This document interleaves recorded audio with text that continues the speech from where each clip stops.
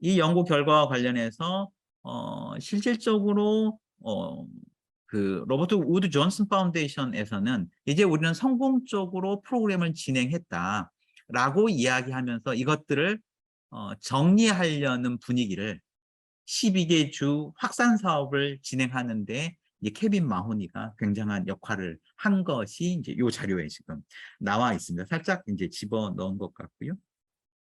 그 다음에 케빈 마호니 교수가 지금 그 전체적인 실험 연구, 그렇죠? 실험 연구, 대규모 실험 연구와 관련된 부분들 이후에 실적으로 이제 요 전국 자원센터가 만들어지고 케빈 마호니 교수가 여기에 책임을 맡게 되는 거죠. 그러니까 각 주들이 자기주도 프로그램을 하고 싶다 이렇게 하면 여기에 이제 연락을 해가지고 지원을 받는 거죠. 그래서 요 센터가 역시 로버트 우드 존슨 파운데이션의 지원으로 운영이 되게 되는데요. 12개 주 프로그램이 끝나는 2009년부터 요 센터에 자금이 지원이 됩니다. 여러분들이 이제 구글이나 홈페이지 통해서 이 홈페이지 들어가 보시면 이렇게 어디에서 어떤 프로그램들이 있는지 이런 정보들이 다 여기에 이제 정리가 되어 있기 때문에 그다음에 여기에서 만든 핸드북 뭐 이런 것들이 다 여기에 나와 있기 때문에 보실 수 있을 거라고 생각이 되어지고요. 그리고 이제 요 2009년이 넘어가고 이제 최근이 되면 거의 모든 주에서 자기주도 프로그램을 CMS가 운영하는 포맨 커뮤니티 베이스드 서비스 이 웨이버를 통해서 이제 계속 자기주도 프로그램을 진행하고 있다. 이게 이제 굉장히 우리가 살펴봤던 역사이고 그다음에 여기에서 기여했던 부분이 바로 대규모 실험 설계, 평가 연구였다. 이제 요 이야기를 이제 여러분들이 이해하시는 것이 필요하겠다 이런 생각이 드는 거고요. 관련돼서 뭐 어떤 부분의 성과가 구체적으로 있었는지 이 부분은 이제 여러분들이 좀 한번 보셔야 되겠죠. 여기까지 큰 맥락을 설명을 드리고요. 세세하게 좀 우리가 짚어봐야 할 내용들을 다시 한번 보면서 나머지 15분을 좀 정리를 해보도록 그렇게 하겠습니다. 여러분들 가지고 계시는 자료 109쪽에 보시면요. 109쪽에 보시면 첫 페이지죠. 첫 페이지에 이 프로그램이 물론 우리가 지난번에 볼 때는 버클리 자립생활센터에서 운영되고 있는 활동지원 사업이 이것들의 이제 시초이다 이런 이야기를 했었는데요. 근데 자기주도의 직접적인 초기 모형은 가족 지원입니다. 유연한 가족 지원. 이 프로그램 이러한 종류의 프로그램이 자기주도의 최초의 모형이었다는 이야기를 하고요. 그때 이제 미시간주가 가족 보조금 프로그램을 진행했고 매년 2,600달러를 지급했습니다. 근데 이제 되게 재미있는 것이 이런 식으로 돈을 그냥 지급하고 그다음에 발달장애 그 자녀 혹은 가족을 지원하도록 하고 있는 동계산을 하는 방식이 약간 여기에 지금 아이오와주의 경우를 가지고 이야기가 되고 있는데요. 우리가 성인 한 명 한 명이 실적으로 최저 생활비를 기초 생활비를 받을 수 있는 금액에다가 뭘 뺀 다음에 숙식비는 제외하고 대충 계산해서 지원금을 이제 준 것이라는 거죠. 그래서 이렇게 지원금을 주기 때문에 결국은 대체로 가족들은 시설에 자신들의 가족을 맡길 이유가 없어졌다. 이게 이제 큰 성과라고 이야기를 하고 있습니다.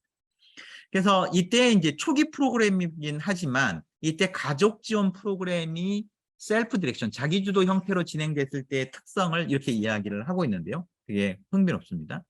그들이 받는 서비스와 지원에 대해 가족이 통제권을 최대화할 수 있도록 한다. 서비스를 확보하는 데 드는 정서적 비용을 최소화한다. 그러니까 이런 서비스들을 자기 주도로 진행하는 데 있어서 애를 태워야 하는 일을 가능한 줄여야 한다. 이런 이야기죠.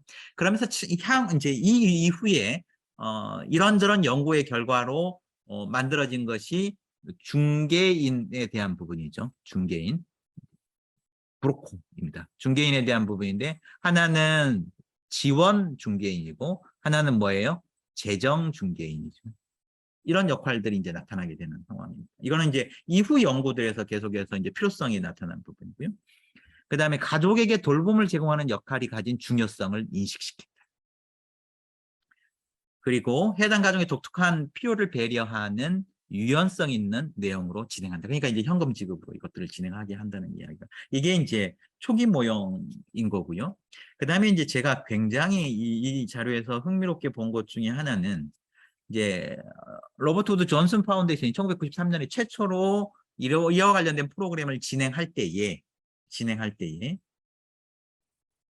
이 프로그램의 궁극적인 목적은 발달장애인들과 이들의 지원 서클이나 네트워크가 이들의 서비스를 완전히 책임진다면, 즉 진정한 의미의 자기결정이 실현된다면 우리가 지금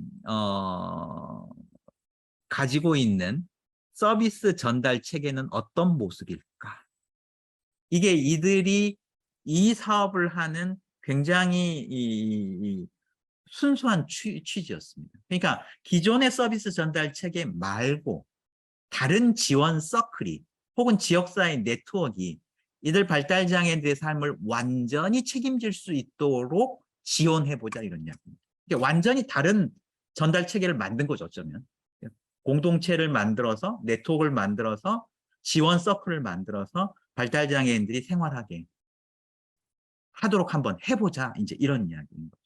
이게 이제 취지이고 이것이 진정한 의미의 자기결정이 실현되는 것이다 라는 취지를 가지고 처음으로 자기주도 프로그램을 진행했다는 거죠. 그러면서 이 최초의 자기주도 프로그램 3년짜리를 로버트 우드 존슨 파운데이션이 지원하는 목적이 나옵니다.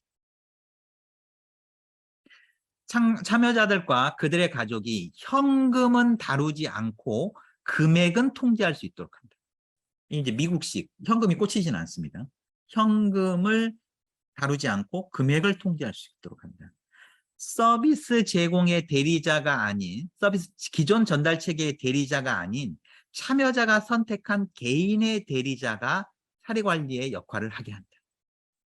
그러니까 기존의 전달 체계의 사례관리자가 아니고 누가 서비스를 받는 사람이 선택한 고용한 사람이 실제 사례관리 역할을 하도록 만든다. 정원에 따라서 할당되는 지불 혹은 메디케어 지불 방식에서 무슨 방식으로? 사람 중심 접근이 배어 있는 방식으로 전환시킨다. 이게 이들이 처음 이 프로그램을 진행했던 이유였습니다. 이게 1993년.